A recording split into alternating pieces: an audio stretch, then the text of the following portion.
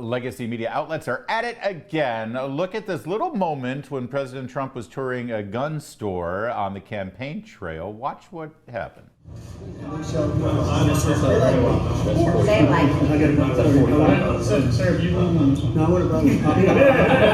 And here's how the New York Times covered it.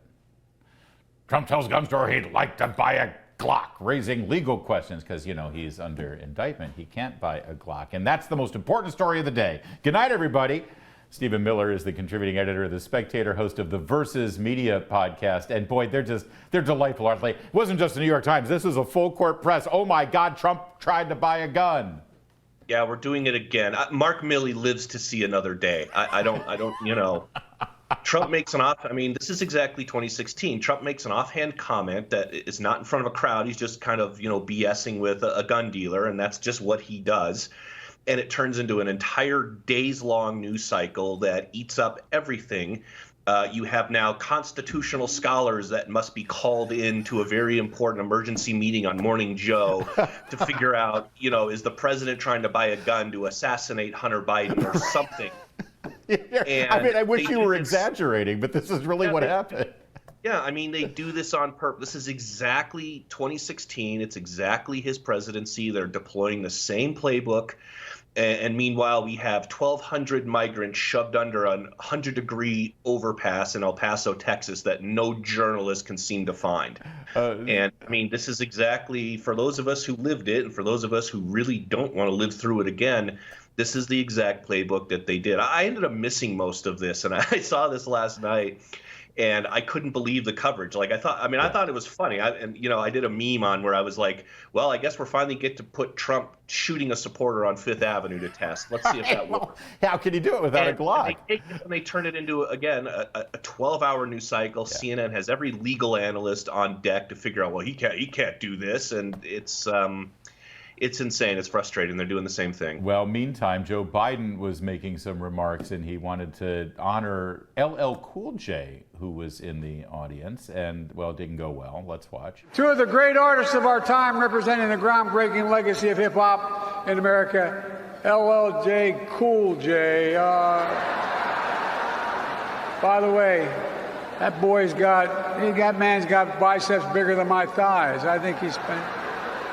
Now, maybe our viewers can spot the difference in how this was covered versus if any Republican, certainly Donald Trump, had said such a thing. Stephen, I don't know. Do you think that there's a double standard in how the media covers such things? Oh, he hit the trifecta. First, he got the black man's name wrong, and then he called him boy, and then it was all just kind of laughed off. And this is a perfect example of just every journalist in America just, you know, right, putting the blinders on and pretending that grandpa. Every journalist does this. Oh gosh, I don't want to see that. Meanwhile, if Trump did it, every journalist would be. It would be a 12-hour news cycle, and we would be talking about it nonstop. Right. And then he would, you know, they'd be talking about how he not only said this, but he said this while trying to buy a gun, and he wants to assassinate black people. Right, exactly. And oh, by the way, he's got very scrawny thighs. If LL Cool J's arms are bigger. Yeah. Yeah. There's nothing that needs to be said on this. Everybody who sees this clip knows exactly. This is where you make guys like me my job easy. Is all I have to do is play it just like you did, and we just go, where's the outrage here? Why is he not apologizing to the Congressional Black Caucus? Why isn't Jay Bowie from the New York Times or Joy Reid all over this? And of course, I don't need to do that. You can just say right there you have it. And come on, Stephen, you're overreacting. Even if it's a slip, and even if it's that, we know how slips are taken. It's not like Joe Biden has a history over his long career of saying racially inappropriate. Oh, wait a minute. He does this all the time, doesn't he? Yeah. All right. Well, let's move to President Trump. You mentioned Trump just saying something off the cuff in a gun store, but it's not like it was at a rally. Well, here's something he said off the cuff at a rally.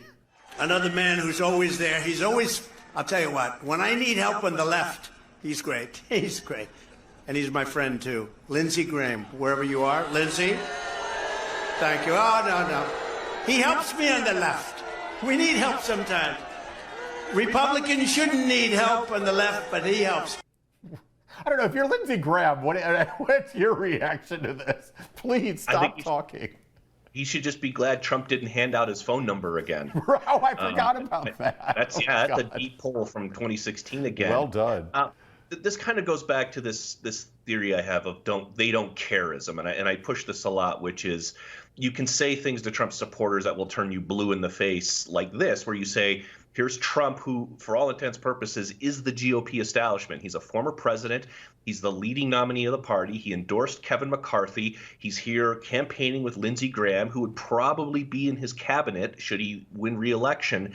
And you can say that this, to me, seems kind of swampy, and this is kind of what the establishment does, and they just kind of shrug it off and they don't care. And that's kind of what I mean by they don't careism. Nothing you say or do will convince Trump's 13% hardcore base that he is still kind of the outsider running, and they'll boo him, but they're still going to, at the end of the day, walk away from that rally, supporting him and still thinking what a great time they all had. And this whole he helps us on the left when we need help on the left. I mean, he's sort of giving away the store there, isn't he? Because now next time Lindsey Graham gets sent out to help shore some Democrat support up, they're going to say, wait, we can see through you, man. Trump already said he just props you up here when he needs help. They don't care. They don't care. All right, fair enough. All right, well, how about the reporter? That really is. That really the simplest answer to all of this. So we've got a looming government shutdown here, and Republicans are terrified. Can we keep reminding them, by the way, the last time we had a so-called government shutdown, and everybody knows when the government shuts down, it doesn't really shut down. It was right before the 2014 midterms. Obama was in the White House, and guess what? Republicans won the majority in the Senate that year. It didn't actually hurt them in any way politically, but they're still freaked out. That said, the polls right now show that Biden will get the blame for a shutdown. Look what happened in the press briefing yesterday.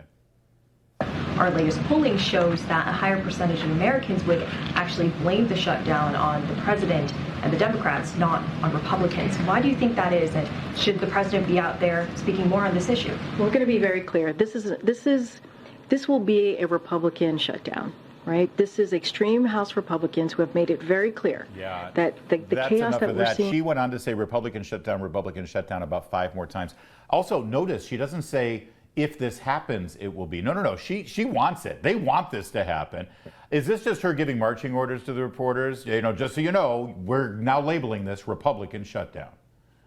Yeah, they don't. She looks nice, by the way. She looked like little orphan Annie in that clip. I didn't see her outfit from yesterday.